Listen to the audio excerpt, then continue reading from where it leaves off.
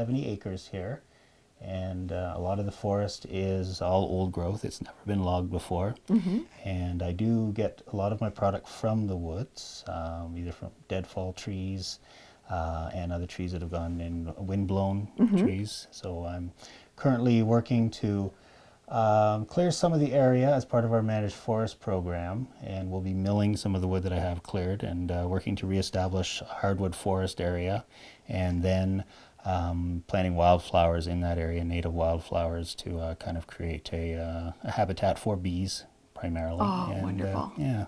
Because they're struggling.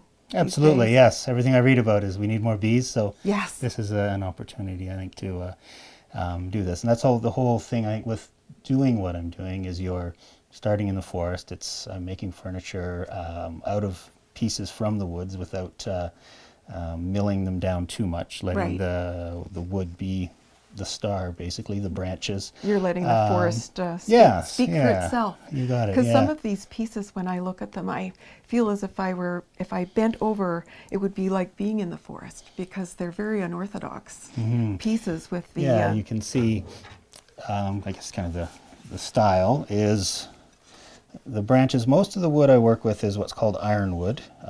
It is the hardest hardwood in North America. Yes. And this is about as far north as it does grow, will grow in North America, just in the Muskoka area. And beautiful wood, beautiful grain, and So ironwood trees don't get really, really big, do they? No, especially up here. I did live down in the Horseshoe Valley area for a while, and they were bigger down there.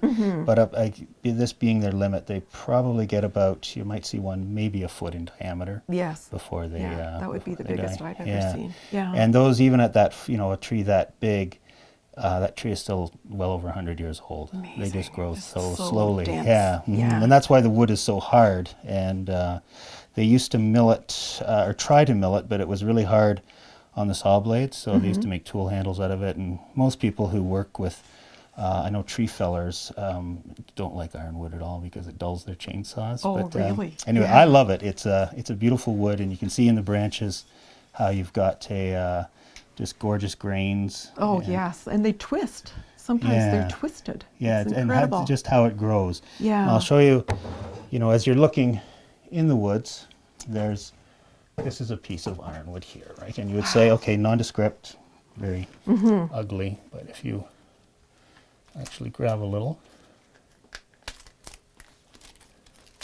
Wow. you can see what lies beneath. Oh, isn't that exciting? Oh, look at that. Isn't it incredible? Isn't that amazing? So I imagined you sitting with a piece of wood over your knee and filing away, but it actually strips right off like that. Yeah, and that's part of the Phenomenal. seasoning process. So that's, if you see all the branches that I have outside, you're leaving them out in the environment to a point where the bark does come off. You don't want to leave them out too long, of course, because the wood will rot and Yes. become punky. And with the ironwood especially, it just peels wonderfully. But yeah, so you get this beautiful bends and incredible grains. And then from here it's just, I sand it down to about a 220 grit, and then apply like a tung oil to them, and then make the legs for the furniture. So, Wow. yeah. You're using traditional wood techniques even though you're not using traditional wood. So you must have to do a lot of adapting when you're trying to, I'm assuming that you drill and shape and fit. Yeah, with you've got, each piece has to be, there's no 1 inch piece of branch all the time or anything like that would be perfect. But so you're shaping them down to a very small, like to fit into a hole. You can see on this one here, which is a little bit larger.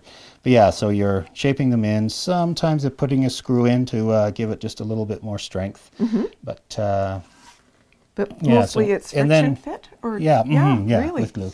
Wow. And then, yes, a lot of the art part is as you're putting them in, you're working upside down, and then you're kind of getting them into a kind of a symmetrical form where you've kind of got a display. And of course, balancing out the weight load for each one as well. So, that's kind of the But fun part. but engineering too, because you want to turn it over and have it stand.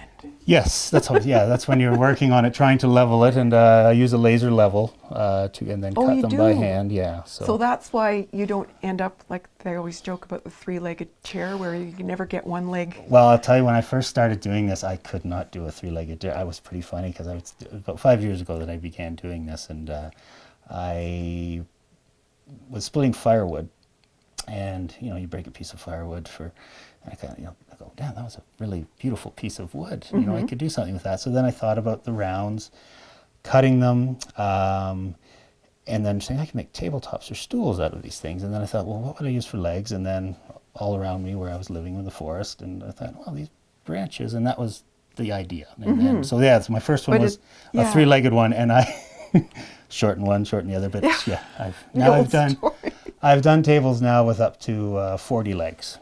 On them, all Really? intertwining. Yeah, they're very Magnificent. detailed, and and I'm So- getting much more efficient at it too. 'Cause Yes. I think my first piece probably took me 3 weeks to complete.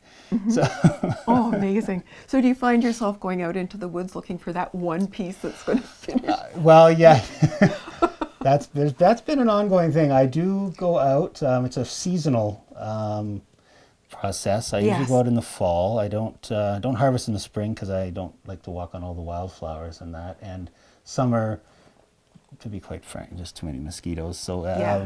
early spring before the wildflowers are up, and late fall. Wood, some of the surfaces are very unusual that you use. You've obviously chosen, is this called spalted? Yes, When it it's is. like Yeah, that? you can see that. And this is one of those ones where you're, I'll go out into the woods and getting some deadfall, and some of which I do use for firewood. And I see a log down, you'll go up to it and go, okay, that'll be great firewood, and then I'll cut into it, and then I'll see that it is spalted, which is just an incredible grain pattern. Yeah, just and then it's like, well, I guess that's not firewood. That's No, so it has a story to tell. Yes, yeah, it's just beautiful. So that's a piece of maple. Well, that's wonderful. Well, I am so pleased that you let us come and join you here today and shared bet. some of your moments with My us. pleasure, yes.